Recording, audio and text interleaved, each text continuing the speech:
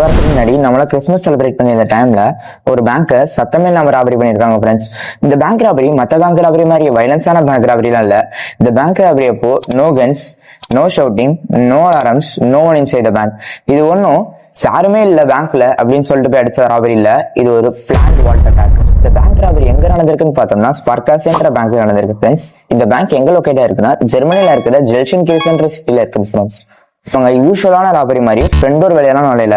இவங்க பேங்க்கு கீழே இருக்கிற அண்டர் கிரவுண்ட் பார்க்கிங் மூலமா நுழைஞ்சிருக்காங்க. அண்டர் கிரவுண்ட் பார்க்கிங்ல இருந்து வால்ட்டுக்கு ஒரு திக் கான்கிரீட் வால் இருக்குமா.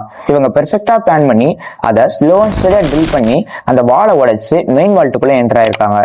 உள்ள போய் பார்த்தா thousands of saved deposit boxes. அதுல இருந்தது மணி மட்டும் இல்ல, gold, jewellery, life savings, personal மெமரிஸும் கூட.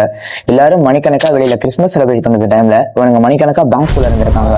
அப்ப கூட எந்த ஒரு அலாரமும் அடிக்கல, எந்த ஒரு கேமராலையும் இவனுங்க பேஸ் கிளியரா ரெக்கார்ட் ஆகல. கிறிஸ்மஸ் முடிஞ்சு பேங்கை ரீஓபன் பண்ணி பார்க்கணும் தெரியுது எவ்ரிதிங் வாஸ் கான் அப்படின்னு சொல்லிட்டு. இவனுங்க எடுத்துட்டு போன பொருளோட வேல்யூ மட்டும் பார்த்தோம்னா 30 இருந்து 40 மில்லியன் யூரோஸ் வரைக்கும் இருக்குன்னு சொல்றாங்க. அது இந்தியன் ருபீஸ் பார்த்தோம்னா 300+ crores. இன்ன வரைக்கும் ஒரு ராபரி பண்ணவனே பிடிக்கல. அவனுங்க நேம் கூட நமக்கு தெரியல.